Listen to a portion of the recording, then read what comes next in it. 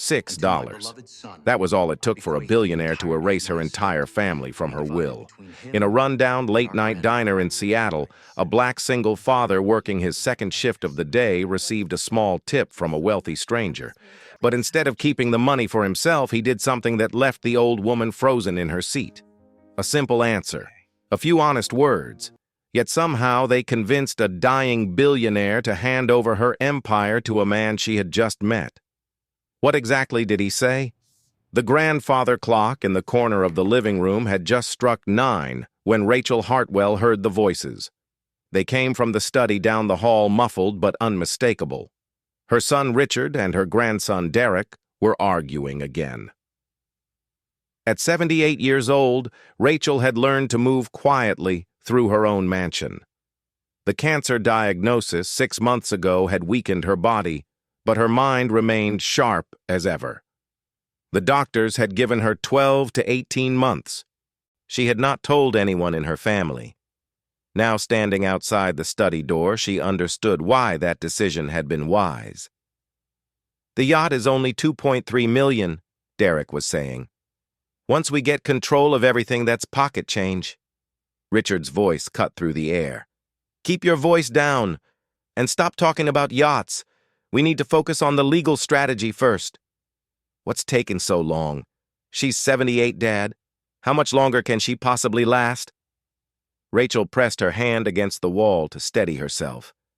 She had built Hartwell Holdings from nothing after her husband passed away 10 years ago. Every building, every investment, every dollar had come from her own vision and determination. And this was how her family spoke about her behind closed doors. "The lawyers say we need more documentation," Richard continued. "If we can prove she's mentally unfit to manage the estate, we can petition for conservatorship. Give it a few more weeks. The money will be ours soon enough." "And what about that charity foundation she keeps talking about? She's been threatening to put half the estate into that thing for years." Richard let out a harsh laugh. "Over my dead body. Once we have control, that foundation idea dies with her." Rachel did not wait to hear more. She walked back to her bedroom, each step heavier than the last. For 6 months she had suspected something like this. Private investigators had confirmed that Richard had been meeting with estate lawyers behind her back. But hearing the words from her own son's mouth was different. It was the final confirmation of everything she had feared. She sat on the edge of her bed and looked at the photograph on her nightstand. It showed her late husband William smiling in the garden they had planted together 40 years ago. He had always believed in people, always seen the good in everyone. Rachel had loved that about him even when it frustrated her. "I've been looking for so long, William," she whispered to the photograph. "Maybe there's no one left worth trusting." But she was not ready to give up. Not yet. She had conducted these tests before dozens of times over the years. She would visit places where ordinary people worked, disguise herself as just another struggling elderly woman, and wait to see how people treated her when they had nothing to gain. Every single time, she had been disappointed. People either ignored her, pitied her, or tried to take advantage of her. Tonight, she would try once more. She changed out of her designer clothes and put on an old coat she kept hidden in the back of her closet. She removed her jewelry, wiped off her makeup, and found a pair of plain glasses. When she looked in the mirror, she saw what she wanted to see, a tired old woman with nothing special about her. The Blue Moon Diner sat on the edge of a working-class neighborhood in Seattle, the kind of place that served coffee at all hours and never asked questions.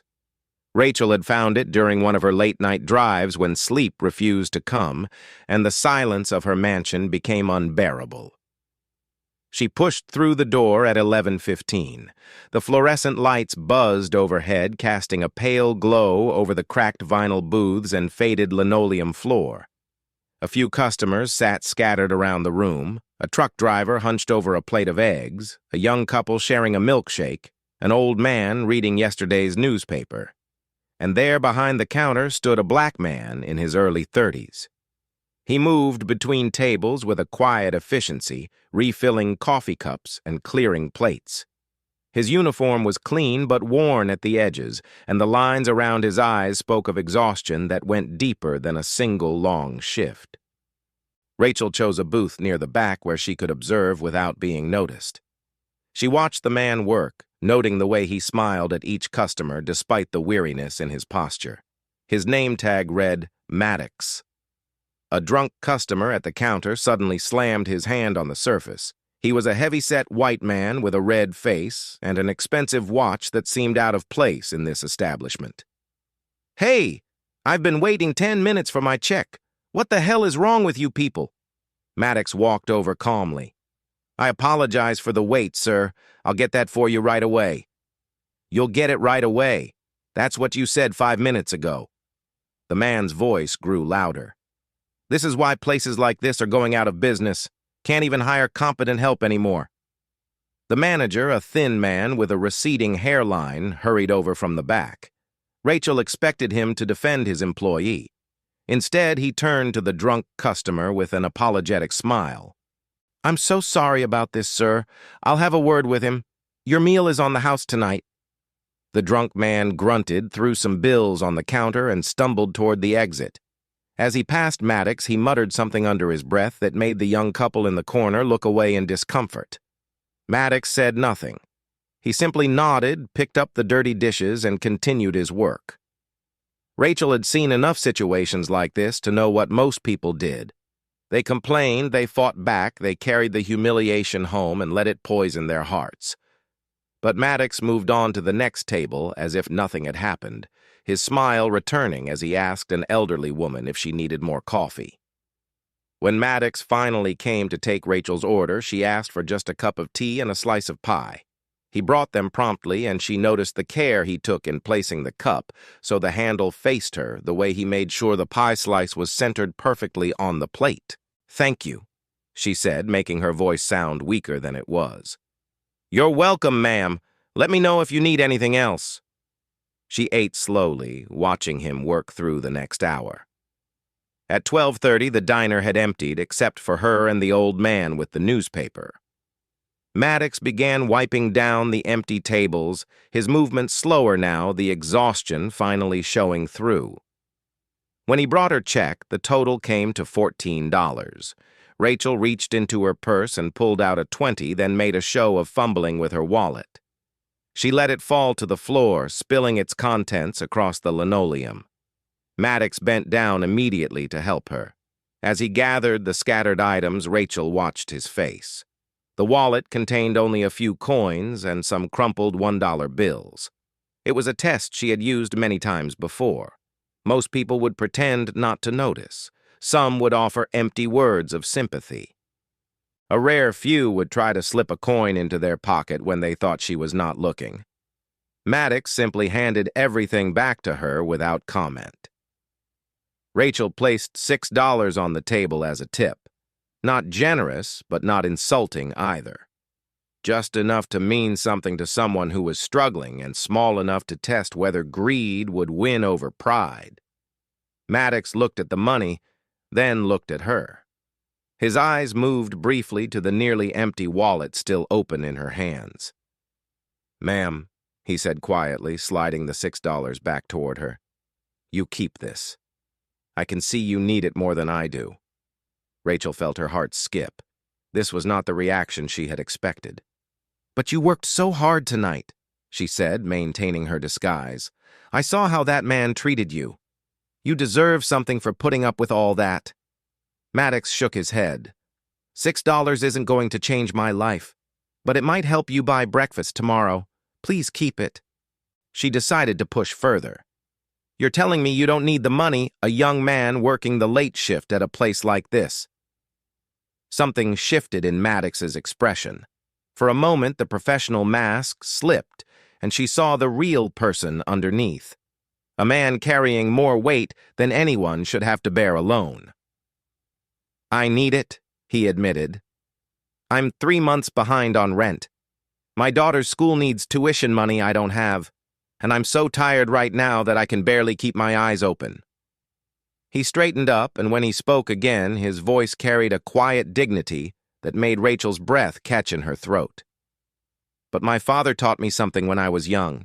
He said, son, you can be poor in money, but don't ever be poor in character. I've got a little girl at home. She's 7 years old and she's watching everything I do. I want her to grow up and see a father she can be proud of. Not because of what's in his bank account, but because of the kind of man he chose to be. He looked directly at Rachel and she realized he was not performing for her. He was simply telling the truth. If I take this money from someone who's struggling more than me, Maddox continued, then what am I teaching her that it's okay to step on people when you're desperate? That kindness only matters when it's convenient.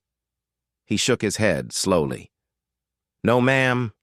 Some things are worth more than $6. My daughter's respect is one of them. My own self-respect is another. Rachel could not speak. In all her years of conducting these tests, no one had ever responded like this.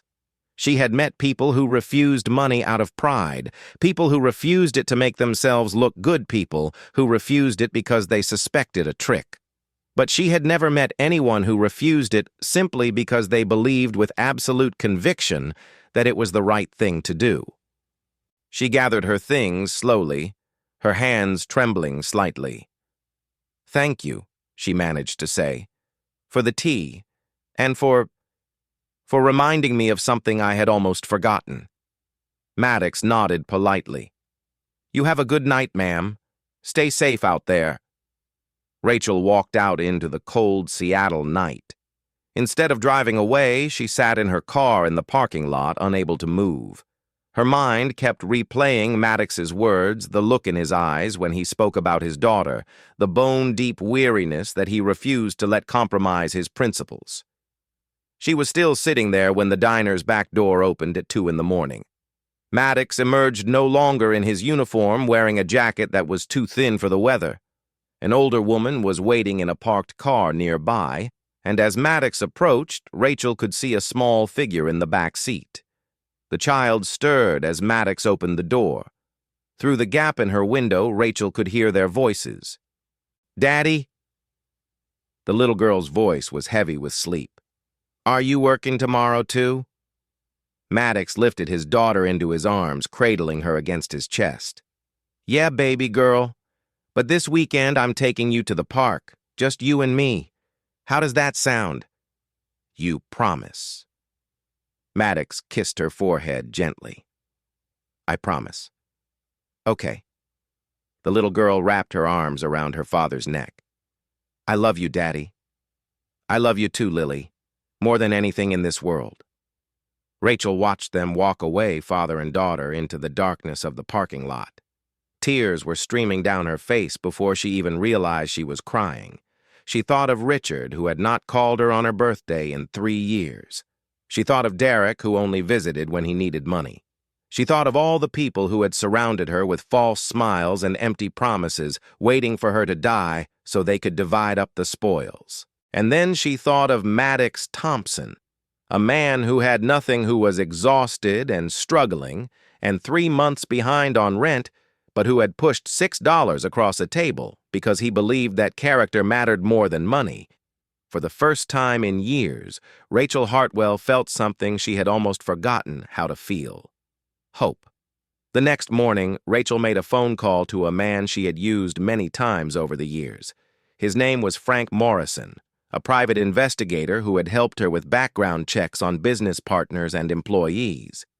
He was discreet, thorough, and asked no unnecessary questions. I need you to find out everything about a man named Maddox Thompson, she told him. He works at the Blue Moon Diner in Seattle, late shift. I want to know his history, his family, his finances, his character, everything. Frank called back 2 weeks later with a file that was surprisingly thin. This guy is clean, Frank said, sounding almost disappointed. No criminal record, not even a parking ticket. He's 32 years old, born and raised in Seattle. His wife, Jasmine, died 3 years ago from breast cancer. She was only 29. Rachel closed her eyes. She had not expected that. He sold his car to help pay for her treatment, Frank continued. Sold most of their furniture, too. When she passed, he was left with nothing but debt and a 4-year-old daughter. He's been working 2 jobs ever since. Days at a security company, nights at the diner. What about his reputation? What do people say about him? I talked to neighbors, co-workers, even the pastor at his church. Everyone says the same thing. He's quiet, hard-working, never complains. The church tried to raise money for him after his wife died. He turned it down. Said there were other families who needed it more. Rachel felt something tighten in her chest. Anything else? One more thing. He's facing eviction. Landlord filed papers last week. If he doesn't come up with 3 months of back rent within 30 days, he and his daughter are out on the street. After she hung up, Rachel sat alone in her study for a long time. The file lay open on her desk, but she did not need to read it again. She had memorized every detail. This was the man who had pushed $6 across a table because he believed character mattered more than money. This was the man who had lost everything and still refused to take help he felt others needed more. She had been searching for someone like him for years. Now she had to be certain. 1 week later, Rachel returned to the Blue Moon Diner. This time she dressed more carefully, still plain but not as ragged as before. She wanted to observe, not to test. The diner was busier than the last time. A group of construction workers occupied the counter, laughing and trading jokes. A few families sat in the booths, children coloring on paper placemats, while their parents nursed cups of coffee. Maddox was working again, moving between tables with the same quiet efficiency she remembered. But tonight something was different. His movements were slower, his shoulders more hunched. The exhaustion she had glimpsed before had deepened into something heavier. Rachel took her usual booth and ordered tea. She watched and waited. The trouble started around 11. A young woman came in with a small boy, maybe 3 or 4 years old. They sat in the booth across from Rachel, and the woman ordered 2 plates of food. The boy ate hungrily, shoveling forkfuls of scrambled eggs into his mouth, while his mother watched with tired eyes. When the check came, the woman opened her purse and stared at the contents. Her face went pale. She searched through every pocket, checked her wallet twice, but whatever she was looking for was not there. "I'm so sorry," she said to Maddox, her voice cracking. "I thought I had enough. I must have left my other card at home. I can come back tomorrow and pay, I promise." The manager appeared from nowhere, his thin face twisted with suspicion. "We don't do tabs here. You need to pay for what you ordered." I know. But if you could just give me until tomorrow, I swear I'll come back with the money." The manager shook his head. "I've heard that before. Either you pay now or I'm calling the police." The young woman's eyes filled with tears. Her son had stopped eating, sensing that something was wrong. He reached for his mother's hand and she gripped it tightly. "Please," she whispered. "Not in front of my son. Please." Maddox stepped forward. "How much is the bill?" The manager glanced at him with irritation. "Stay out of this." "How much?" $18.50. Not that it's any of your business." Maddox pulled out his wallet and counted out the bills. "Take it from my pay. She's covered." The manager stared at him. "You're already behind on your share of the register shortage from last month. You really want to add more? Just take it," Maddox said quietly. "She's got a kid. Let them go." The manager snatched the money and walked away, muttering something about soft-hearted fools. The young woman looked at Maddox with an expression of pure disbelief.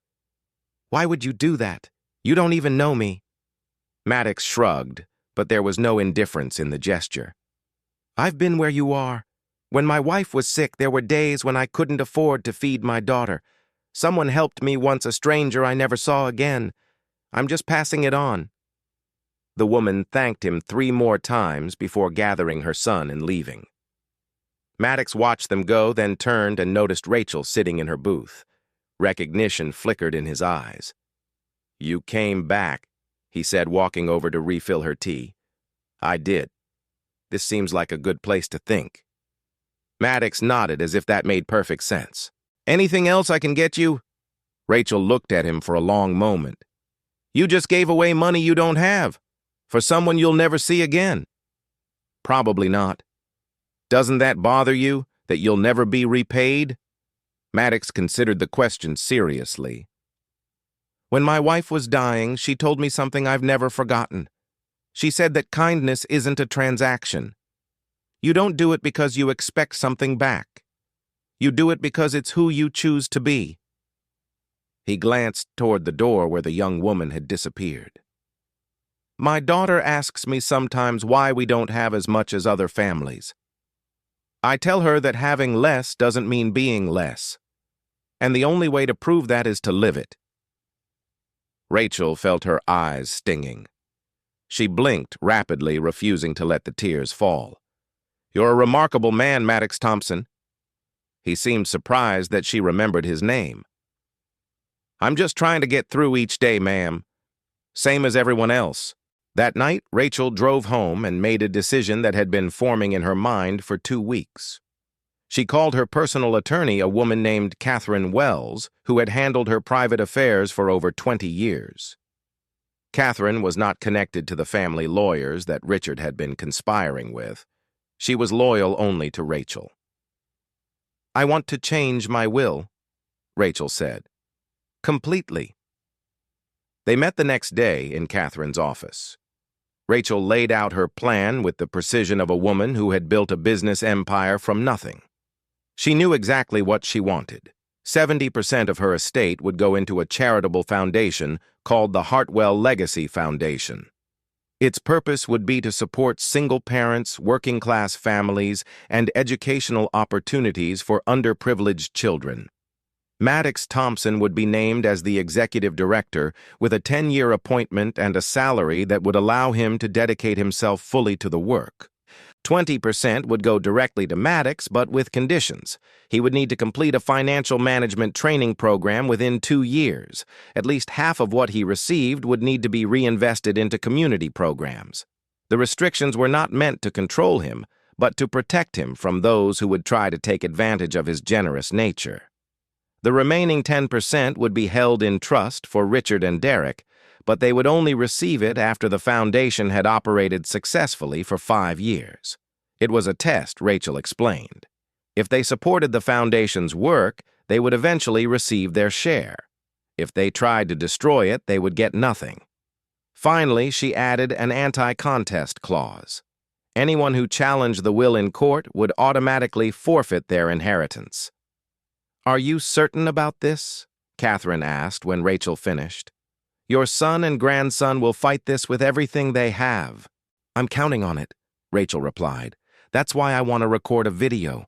I want there to be no doubt about my intentions or my mental state. The recording took 2 hours. Rachel spoke directly into the camera, explaining her reasons with clarity and conviction. She described the tests she had conducted over the years, the disappointment she had felt, and the night she had met Maddox Thompson. She quoted his words back to him, the words about character and self-respect that had changed everything. I have spent my life building something I hoped would outlast me, she said near the end. But buildings and bank accounts don't matter if there's no one worthy to carry them forward. Maddox Thompson is that person. Not because he is perfect, but because he is genuine. In a world full of people who would say anything to get what they want, he told the truth when he had nothing to gain. That is the rarest quality I have ever encountered, and it is the only inheritance worth leaving behind. 1 week later, Rachel returned to the Blue Moon Diner for the last time. She found Maddox at the end of his shift, wiping down tables in the empty restaurant.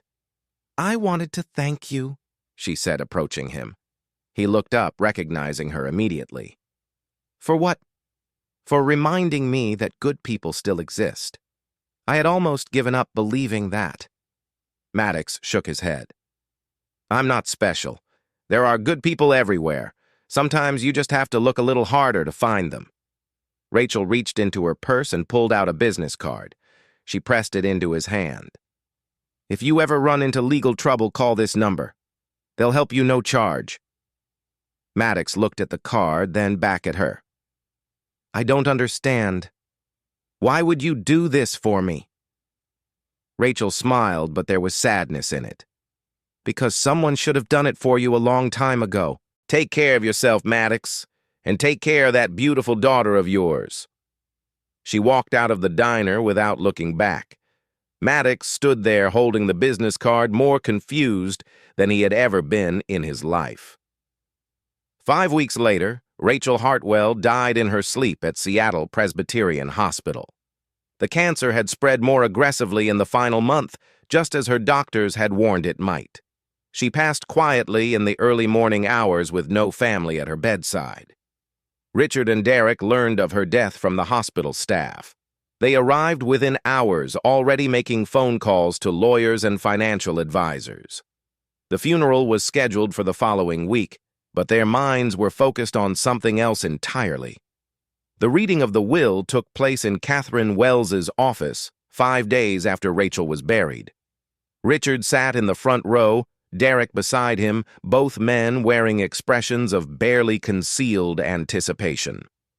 Catherine read the document in its entirety, her voice steady and emotionless. With each paragraph, Richard's face grew darker. By the time she reached the section about Maddox Thompson, he was on his feet. "This is insane!" he shouted. "She was manipulated. That man took advantage of a dying old woman." "Your mother was examined by 3 independent physicians in the weeks before her death," Catherine replied calmly. "All of them certified that she was mentally competent.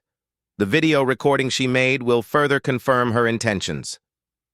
"I don't care about any video. This will not stand. I'll take this to every court in the country if I have to."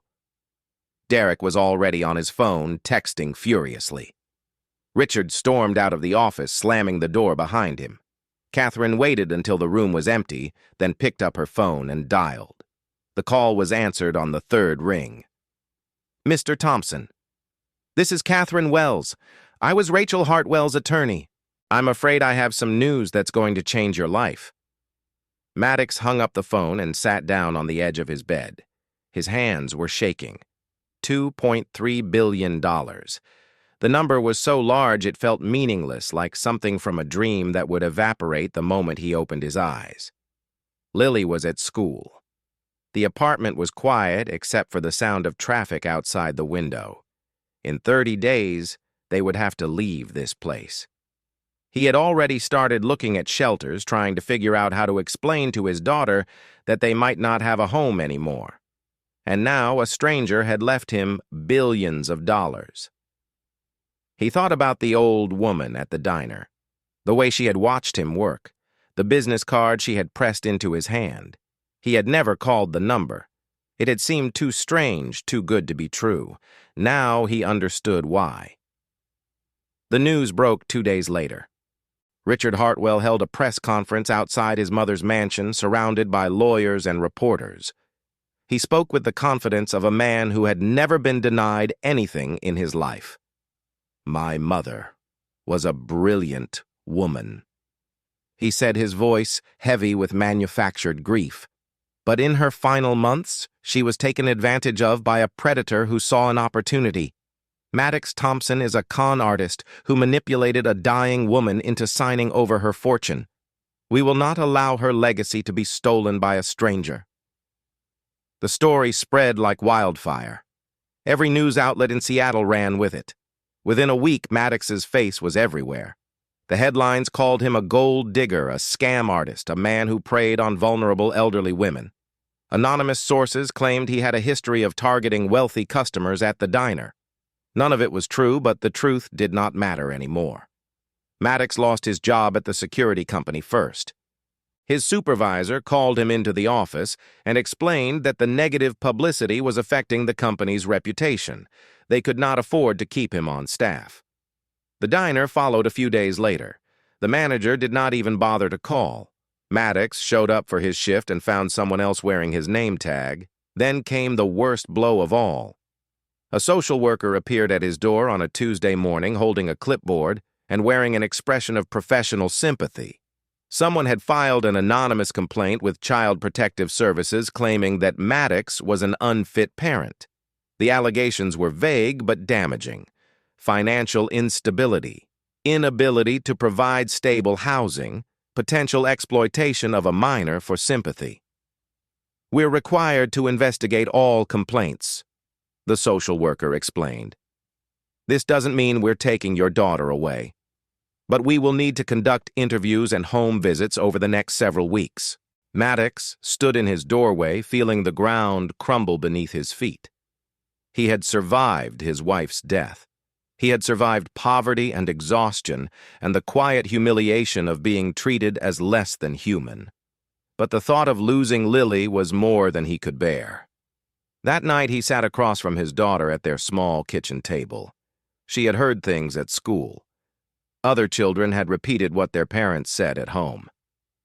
"Daddy," she asked, her small voice trembling, "why are people saying bad things about you?" Maddox reached across the table and took her hands in his. "Sometimes people say things that aren't true. It doesn't mean you have to believe them." "But I don't understand. You didn't do anything wrong." "No, baby girl, I didn't. And I promise you no matter what happens, I will never do anything that makes you ashamed to be my daughter." Lily squeezed his hands tightly. "I could never be ashamed of you, Daddy. You're the best person I know." The court hearing was scheduled for the following month. Richard and Derek had filed a lawsuit challenging the validity of the will, claiming that Rachel had been mentally incompetent when she signed it. They demanded that Maddox be removed as beneficiary and that the entire estate be returned to the family. Maddox had no money for lawyers. He had no connections, no resources, no way to fight back against people who had spent their entire lives wielding power like a weapon. But then he remembered the business card in his wallet, the one the old woman had given him on her last visit to the diner. Catherine Wells answered his call on the second ring. "Mr. Thompson," she said warmly, "I was wondering when you would reach out. Rachel told me you would need time to process everything." "I can't afford to hire a lawyer," Maddox said. "I can barely afford to feed my daughter right now." "You don't need to pay me anything. Rachel made arrangements for this. She knew her family would fight, and she wanted to make sure you had protection." The courtroom was packed on the day of the hearing. Reporters filled the gallery cameras, flashing every time someone entered or exited. Richard sat at the plaintiff's table with a team of expensive lawyers, Derek beside him, scrolling through his phone with affected boredom. Maddox sat alone with Catherine. He wore his only suit, the same one he had worn to Jasmine's funeral 3 years ago. It still fit, but just barely. Richard's lawyers presented their case with surgical precision. They called a psychiatrist who testified that elderly patients with terminal diagnoses often exhibited impaired judgment. They presented financial records showing that Maddox had been in severe debt at the time he met Rachel. They painted a picture of a desperate man who had seen an opportunity and seized it. Then Catherine stood up. "Your Honor, I would like to submit into evidence a report from the private investigator Mrs. Hartwell hired to research Mr. Thompson before she made any changes to her will." The report detailed everything Frank Morrison had discovered: Maddox's clean record, his wife's death, his refusal to accept charity, his reputation among neighbors and co-workers as a man of unwavering integrity. "Mrs. Hartwell did not make this decision impulsively," Catherine continued. "She spent 3 weeks investigating Mr. Thompson before she ever contacted me about changing her will. She visited the diner 3 separate times to observe his character. This was not the act of a confused old woman. This was the careful, deliberate choice of a businesswoman who had spent her entire life evaluating people." She called the diner manager to the stand. He confirmed that Maddox had never known Rachel's true identity. He admitted that Maddox had given away his own money to help a struggling customer the night Rachel was watching. She called Rachel's personal physician, who testified that he had examined her 2 weeks before her death and found her to be mentally sharp and fully aware of her decisions. And then she played the video. The courtroom fell silent as Rachel Hartwell's face appeared on the screen. She looked tired but determined, her eyes clear and focused. "If you are watching this recording," she began, "it means my son has done exactly what I expected him to do. He has challenged my will. He has tried to destroy the reputation of the man I chose to protect my legacy. And in doing so, He has proven everything I believed about him." She spoke for nearly 20 minutes. She described the conversation she had overheard between Richard and Derek, their plans to have her declared incompetent, their eagerness to divide up her fortune before her body was cold. She explained why she had conducted her tests and why Maddox Thompson had been the first person in decades to pass. "Maddox does not know I am recording this," she said near the end. "He does not know who I am. He showed me kindness when he had no reason to, generosity when he had nothing to give, and dignity when the world offered him none. Those qualities cannot be bought or faked. They can only be lived. If my son is watching this, I want him to understand something. You did not lose your inheritance because of Maddox Thompson. You lost it because of who you are. I hope someday you find the courage to become someone better." The video ended. The courtroom remained silent. The judge ruled in Maddox's favor. The will was declared valid. Richard and Derek, by challenging it, had triggered the anti-contest clause and forfeited their remaining share of the inheritance. They walked out of the courtroom without looking back, their lawyers already discussing appeals that would never be filed. Maddox sat in his chair for a long time after everyone else had left. Catherine placed a hand on his shoulder. "What happens now?" he asked. "Now," she said, "you build something worth leaving behind." 6 months later, the Hartwell Legacy Foundation opened its doors. Maddox had spent every day since the trial preparing for this moment. He had begun the financial training program Rachel required, attending classes in the evenings while working to establish the foundation during the day. He had hired staff, developed programs, and built partnerships with schools and community organizations across Seattle. The foundation's first initiatives included 50 scholarships for children of single parents, an emergency fund for workers facing eviction, and a job training program for people trying to rebuild their lives. Every program was designed around a simple principle: treat people with dignity and trust them to do the right thing. On the day of the grand opening, Maddox left the celebration early. He had somewhere more important to be. The Blue Moon Diner looked exactly the same as he remembered. The same cracked vinyl booths, the same buzzing fluorescent lights, the same smell of coffee and fried food that had become the backdrop of so many exhausted nights. Lily held his hand as they walked through the door. "Daddy, why are we here?" Maddox led her to a booth near the back, the same booth where an old woman had sat and watched him work, the same booth where $6 had changed everything. "Because this is where it all started," he said, "and I want you to remember something important." A young waiter approached their table. He was black, maybe 22 or 23, with tired eyes and a uniform that was clean but worn at the edges. His name tag read, James. Maddox ordered 2 slices of pie and 2 cups of hot chocolate. When the check came, he placed a $20 bill on the table and added $6 beside it. James looked at the tip, then at Maddox. "Sir, this is too much." Maddox shook his head. "It's exactly the right amount. And I want you to know something, James. Never underestimate the value of small things. Never think that what you do doesn't matter, because sometimes the smallest act of kindness can change someone's entire life." He stood up, took Lily's hand, and walked toward the door. At the threshold, he turned back one last time. The diner was quiet. James was still staring at the $6 on the table, a look of confusion on his face. Maddox smiled. Somewhere he knew Rachel Hartwell was smiling too.